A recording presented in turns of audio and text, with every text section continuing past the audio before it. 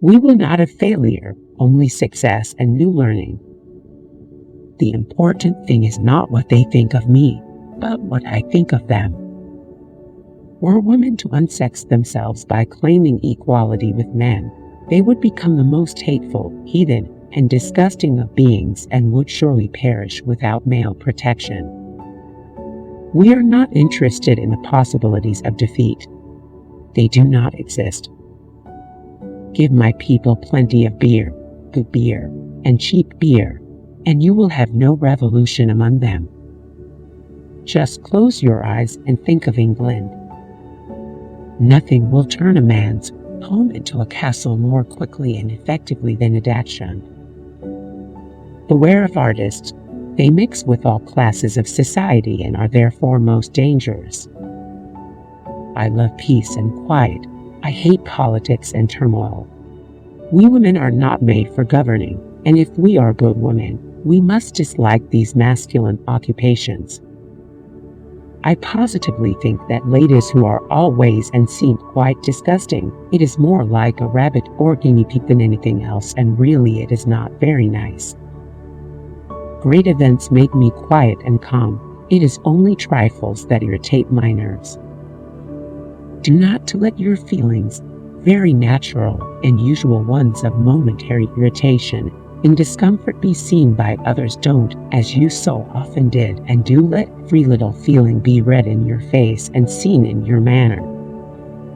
That book, the Bible, accounts for the supremacy of England. England has become great and happy by the knowledge of the true God through Jesus Christ. We poor creatures are born for man's pleasure and amusement and destined to go through endless sufferings and trials. The Queen is most anxious to enlist everyone in checking this mad, wicked folly at women's rights. It is a subject which makes the Queen so furious, she cannot contain herself. I don't dislike babies, though I think very young ones rather disgusting. Bring me a cup of tea in the Times. A marriage is no amusement but a solemn act, and generally a sad one. I feel sure that no girl would go to the altar if she knew all. She was such a beautiful and sweet creature, and so full of tricks. You will find as the children grow up that, as a rule, children are a bitter disappointment, their greatest object being to do precisely what their parents do not wish and have anxiously tried to prevent.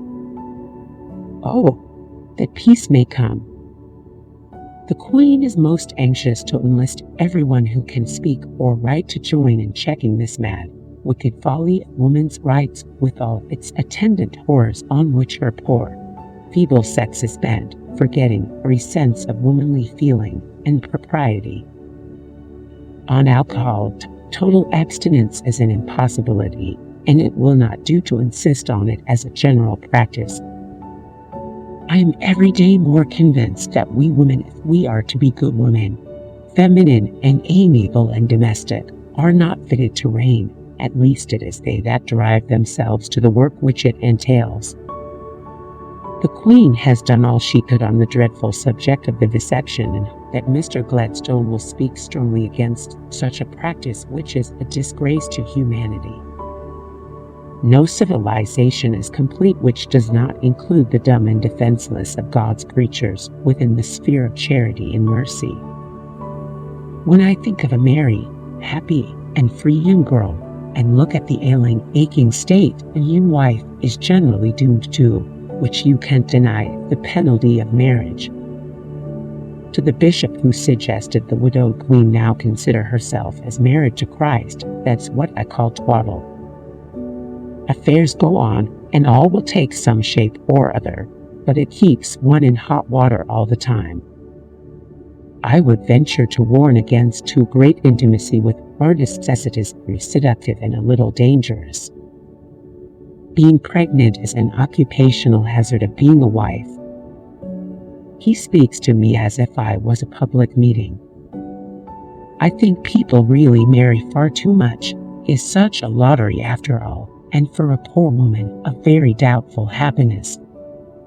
Lord Aberdeen was quite touched when I told him I was so attached to the dear Highlands and missed the fine hills so much. There is a great peculiarity about the Highlands and Highlanders, and they are such a chivalrous, fine, active people. Everybody grows but me. Oh, if those selfish men, who are the cause of all one's misery, only knew what their poor slaves go through.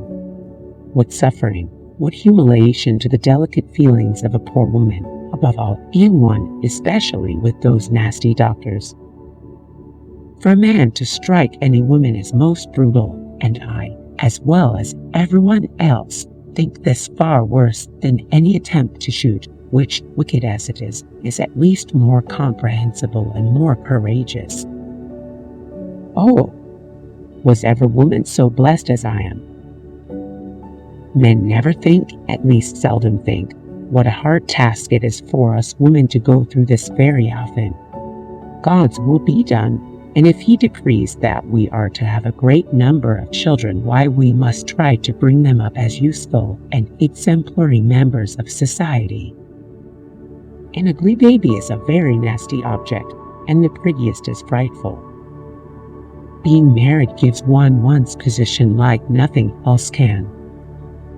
That book, the Bible, accounts for the supremacy of England. His purity was too great, his aspiration too high for this poor, miserable world. His great soul is now only enjoying that for which it was worthy. What you say of the pride of giving life to an immortal soul is very fine, dear, but I own I cannot enter into that. I think much more of our being like a cow or a dog at such moments, when our poor nature becomes so very animal and ecstatic. The danger to the country, to Europe, to her vast empire, which is involved in having all these great interests entrusted to the shaking hand of an old, wild, and incomprehensible man of 82, is very great. The great event of the evening was Jenny Lind's appearance and her complete triumph.